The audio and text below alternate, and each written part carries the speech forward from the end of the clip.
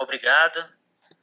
Pessoal, muito boa tarde a todos vocês. Queria agradecer demais a presença, a disponibilidade desse tempo que a gente pode estar junto e tentando passar para vocês algumas informações importantes sobre a nova norma de desempenho.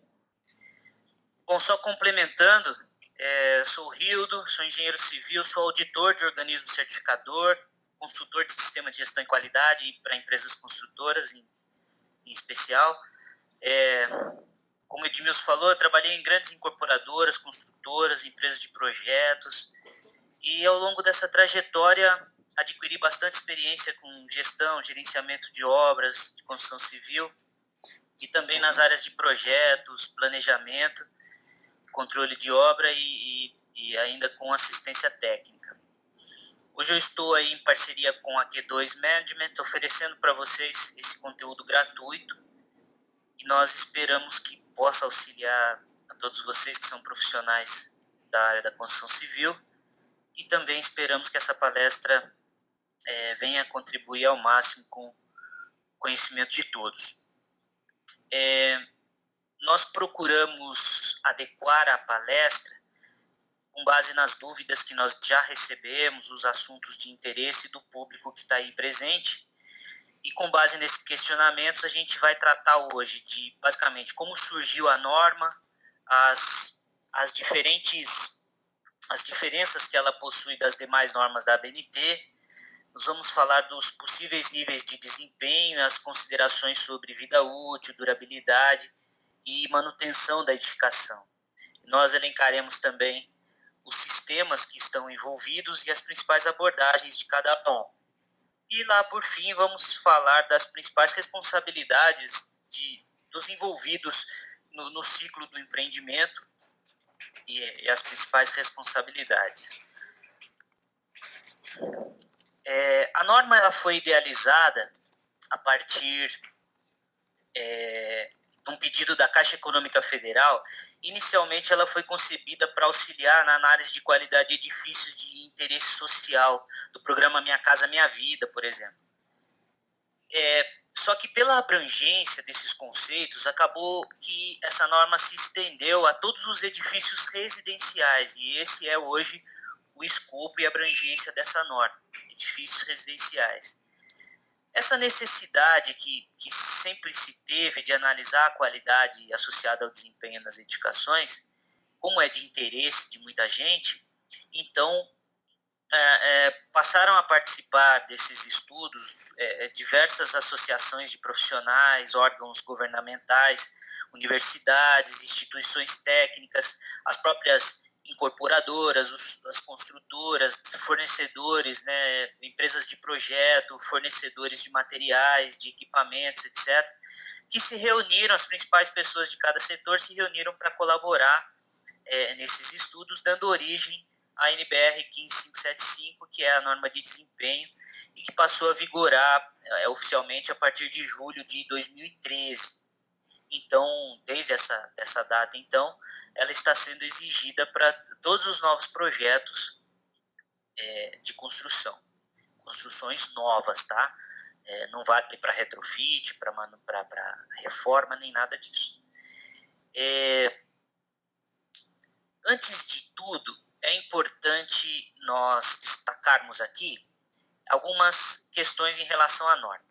Ela é uma norma que ela não é uma norma para implantação e certificação como é a ISO e o SIAC, do PBQPH.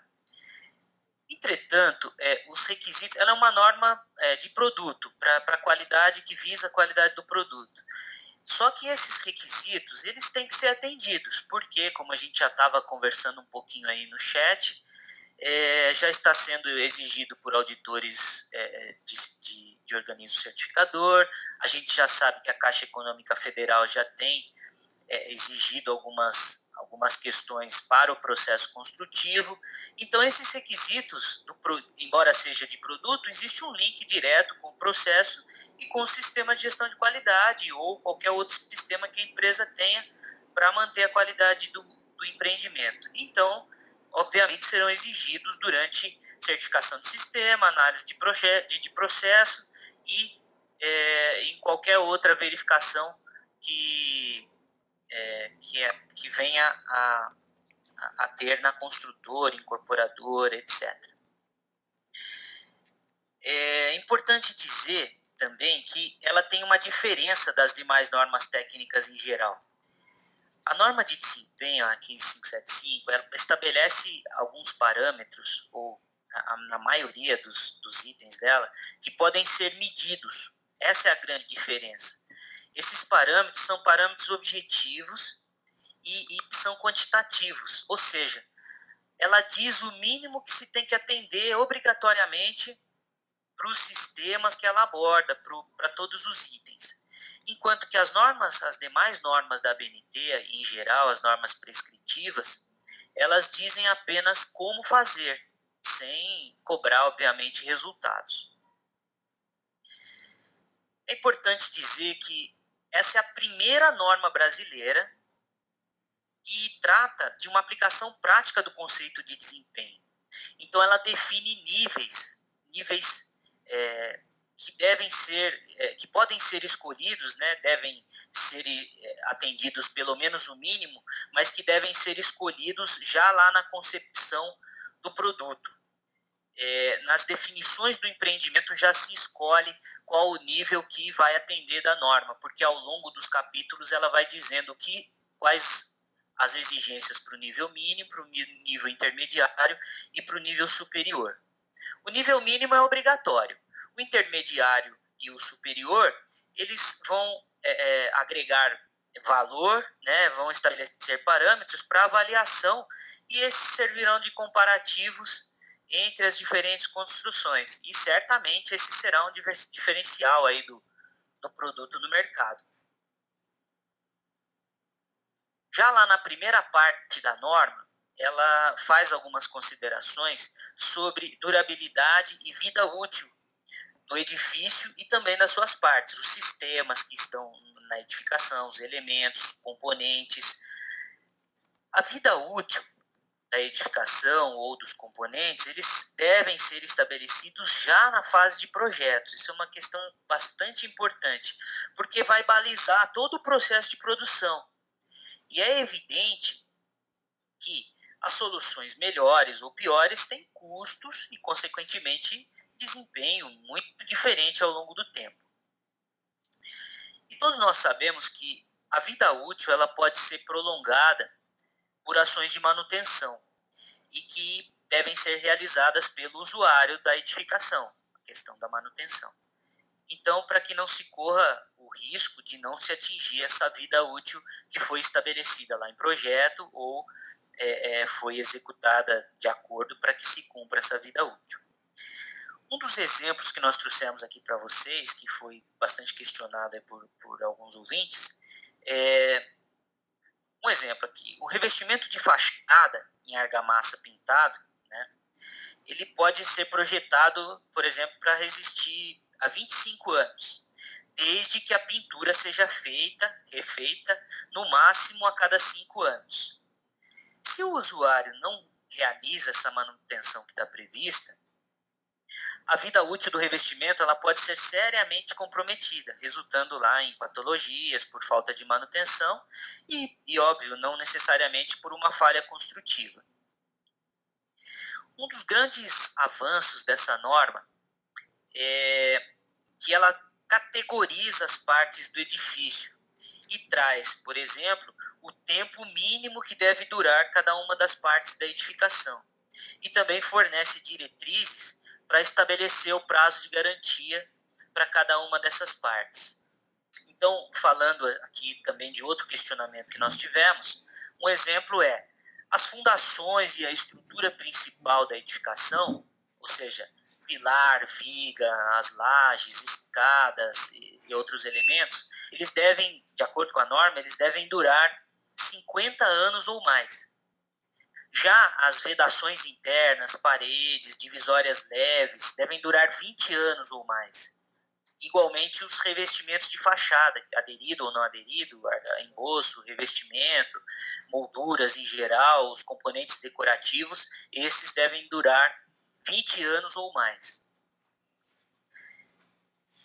A norma, ela trata basicamente de 6 sistemas, e dentre esses sistemas estão o sistema estrutural, sistema de vedações internas, que são paredes internas e externas, né, paredes e vedações verticais, sistemas de cobertura, sistema de piso e sistema hidrossanitário.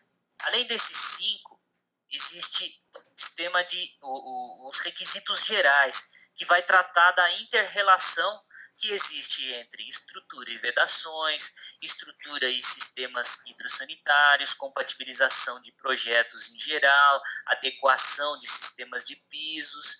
Então, fala em geral da inter-relação que existe entre esses sistemas. De maneira bastante sucinta aqui e resumida, nós vamos procurar apontar para vocês aí em resumo o que trata esses sistemas. Por exemplo, a parte de segurança, ela inclui resistência de piso e parede, suporte de cargas, como luminárias, armários. A norma tem um item específico que trata de segurança contra incêndio. Vai falar ali que visa dificultar o princípio do incêndio, a propagação de incêndio, fumaça, trata das rotas de fuga, acesso de bombeiros, equipamentos de extinção, etc. Ainda em segurança, a norma trata da segurança no uso e operação. Essa parte visa minimizar ferimentos, choque elétrico, queimadura, pontas cortantes, pisos escorregadios, quedas das pessoas.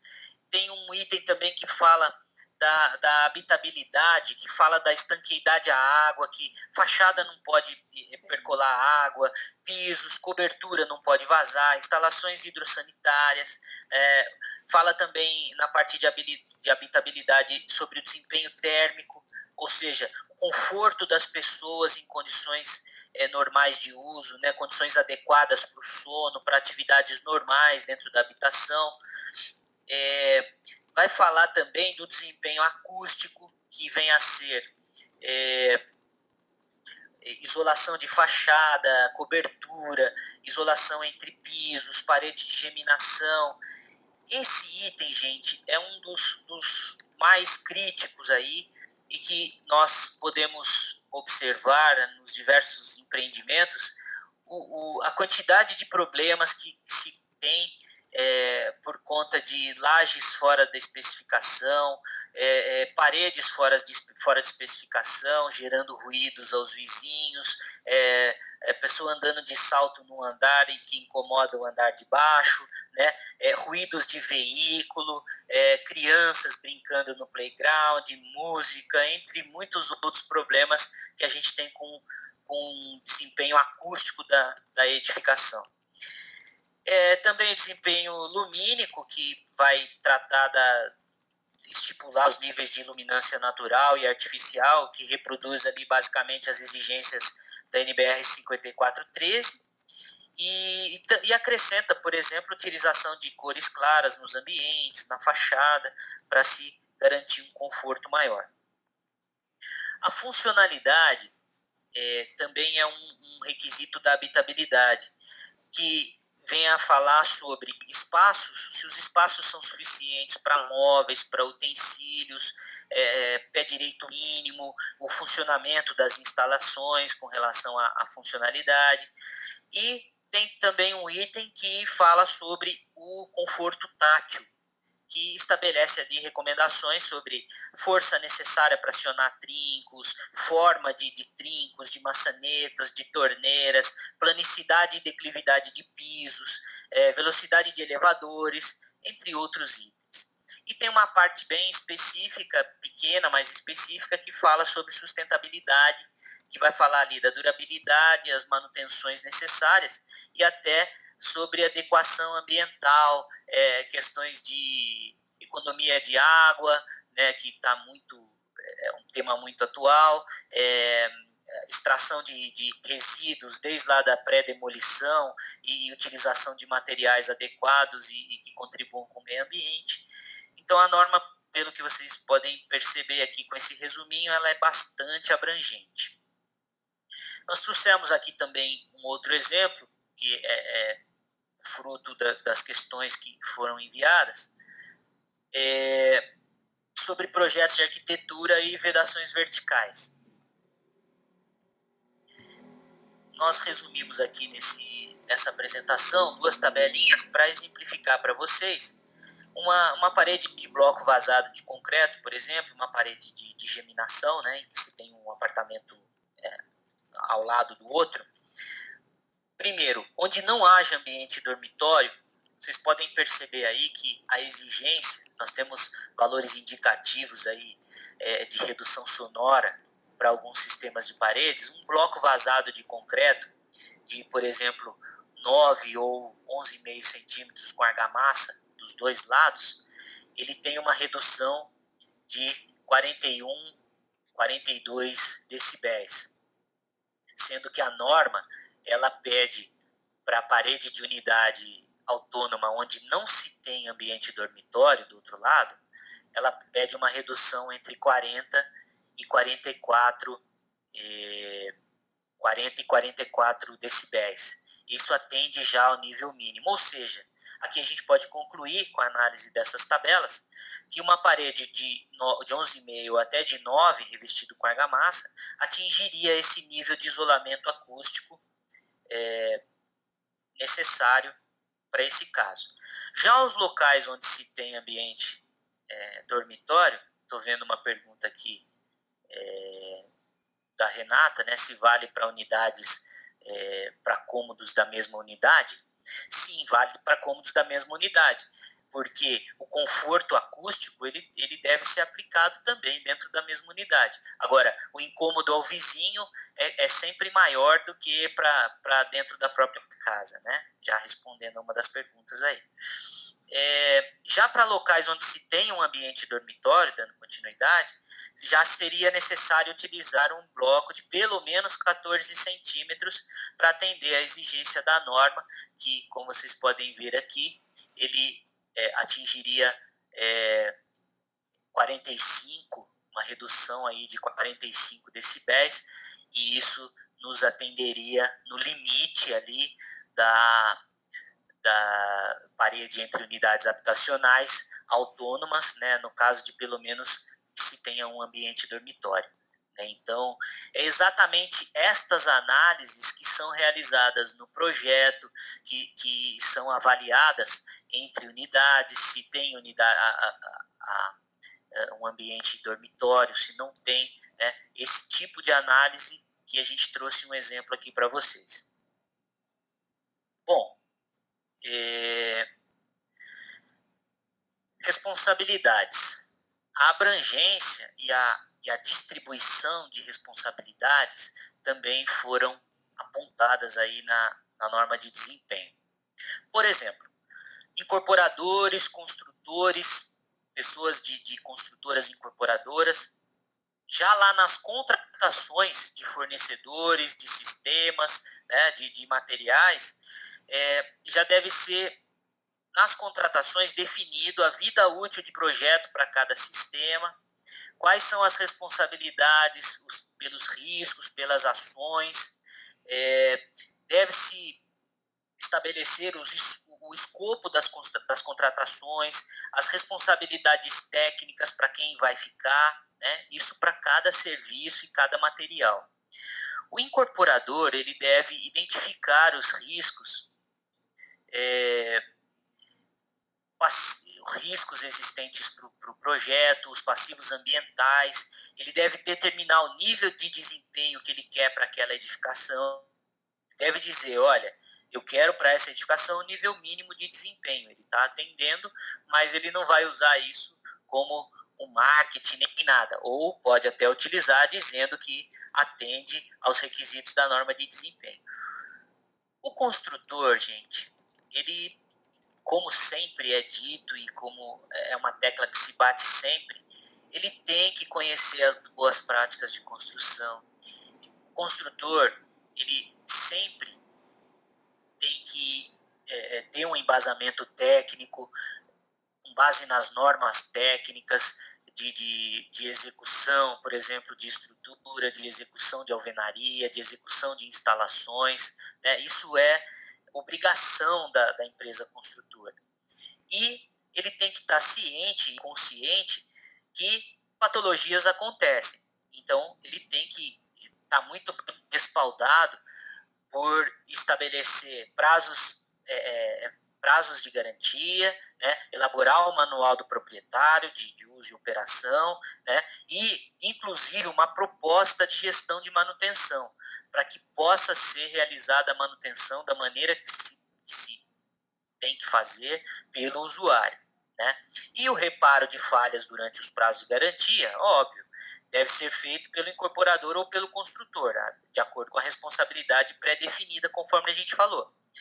Só que existem exclusões, óbvio, que pelo mau uso ou falta de manutenção, como a gente também falou anteriormente, e vencida a garantia, a responsabilidade tem que ser apurada, né? Se foi uma falha construtiva, se foi uma falha de projeto, se foi por mau uso, se foi por falta de manutenção, etc. Então, tem que se apurar essa responsabilidade.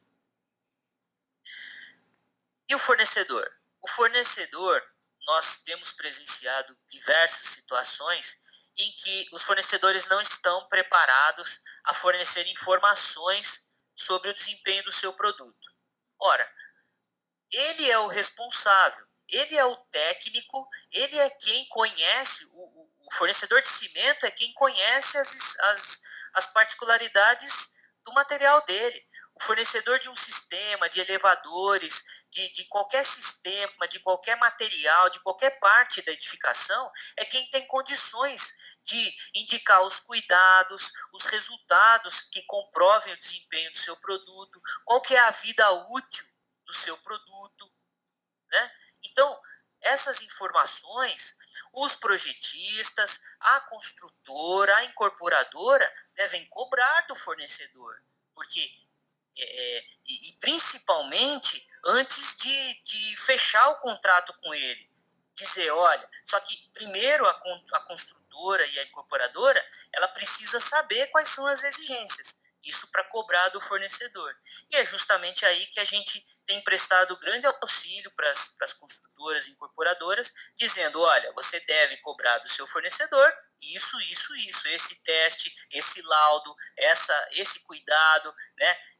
Essas informações que ele tem condições de passar. Bom, os projetistas, eles têm, cabe uma parcela bem grande aí para os projetistas, com disciplinas baseadas em materiais e aplicações em campo, com informações técnicas, coisas que a gente tem visto em projetos que faltam informações para boa utilização, para boa execução da obra, né? Especificação de materiais, né? de produtos, o processo que tem que ser utilizado para atender ao desempenho mínimo, detalhes, gente, que faltam muito nos projetos, notas de projeto indicando o que tem que ser feito, o que não deve ser feito, né? E tudo isso para atender ao desempenho mínimo, ou seja, os projetistas também devem conhecer os desempenhos mínimos, indicar isso em projeto, né? Muitas vezes nós temos que fornecer para as empresas uma lista da vida útil. Por quê? Porque isso não está no projeto. Projetistas, muitas vezes, de estrutura não coloca qual que é a vida útil da estrutura, de vedações muito menos, né? E da parte de instalações não se tem isso também nos projetos de instalações, e aí fica uma questão vaga. Deve indicar também os projetistas manutenções dos sistemas que são considerados em projetos para que se possa atingir essa vida útil. E o usuário, gente, não ficou fora daqui, não. O usuário, ele tem responsabilidades. Tem responsabilidades de, primeiro, fazer bom uso da edificação, né? O usuário, ele tem que entender que ele não pode deixar de lado a responsabilidade dele, né? Ele também está envolvido nesse ciclo de vida útil do produto. Ele precisa aprender que o prédio precisa de manutenção e que essa manutenção não é só corretiva, né? Ele tem que fazer, o síndico tem que trabalhar nas áreas externas e o prédio tem que ter um plano de manutenção preventiva e esse plano tem que ser seguido. É isso que a norma traz para a gente, esclarece, né? E esse plano tem que ser seguido e todos os registros necessários das evidências da manutenção também têm que ser mantidos, né? Além de observar sobrecargas na laje, né? Reformas fora de lugar, né? Pessoas que mexem na estrutura sem comunicar o síndico, sem comunicar ninguém, sem ter uma anotação de responsabilidade técnica para fazer aquela reforma. Então, o usuário tem uma grande parcela aí no atendimento dessa vida útil para o ciclo do produto. A norma, gente, de desempenho, ela traz para nós, ela faz referência a mais de 200 normas técnicas da ABNT. Ou seja, ela está levantando uma questão de atendimento às normas técnicas que nós não temos visto há muito tempo. Na verdade, nunca se viu um atendimento ao pé da letra, ao que diz as normas, tanto de materiais, quanto de sistemas, quanto de execução de obra, né? Poucas pessoas conhecem a norma de execução, por exemplo, de estrutura de concreto, né? Todo mundo lembra da 6118 que fala de projetos, né? Mas e a norma de execução de estruturas, né? Que é muitas vezes o projeto está muito bonitinho lá, bem detalhado, mas e aí? E a execução? Cadê a responsabilidade da construtora nesse caso? Né? Então, as responsabilidades elas são dirimidas, né, e devem realmente ser dirimidas, porque o ciclo do produto da construção civil ele é muito longo. Né? Então, a norma ela cita mais de 200 normas técnicas que devem ser atendidas e que normalmente não costumam ser, né? E todos os participantes dessa produção habitacional têm responsabilidades e não, detalhe, hein, não vão poder alegar o desconhecimento das exigências normativas e que acabam tendo uma força de lei, porque a norma não é lei, mas descumprindo a norma é passível, inclusive, de demandas judiciais, etc. Benefícios, gente. Como eu disse, nós já temos escutado bastante que a Caixa Econômica Federal tem cobrado o atendimento à norma de desempenho, os auditores de qualidade, os auditores de meio ambiente, né, os auditores de segurança têm se atentado para itens voltados para a norma de desempenho. Então, essa norma ela veio para ficar e ela é, na minha opinião e na opinião de muitos especialistas aí, um marco para a construção civil e ela vai trazer uma melhoria da qualidade da construção, porque a partir do momento que a Caixa barra o pagamento, o auditor de qualidade aponta lá uma não conformidade que tem que se adequar, porque senão não tem o certificado. Sem o certificado do PBQPH, SIAC do PBQPH, não se tem, consequentemente, dinheiro para realizar a obra. E aí uma coisa vai somando a outra e acaba que nós definitivamente vamos ter que cumprir as exigências dessa norma. Então, a partir de agora, mais do que nunca, os projetos deverão se basear em informações confiáveis sobre as características tanto de materiais como componentes da edificação, né, recomendando-se aí aos projetistas e aos construtores que passem a exigir informações técnicas mais consistentes dos produtos que estão sendo comprados, né? Será necessário que sejam realizados de fato análises, ensaios tecnológicos com os produtos da construção civil que são disponibilizados, a correta aplicação desses produtos, como eu disse, não existe só norma para estabelecer parâmetros para materiais, mas também para execução e aplicação, e com base nessas normas,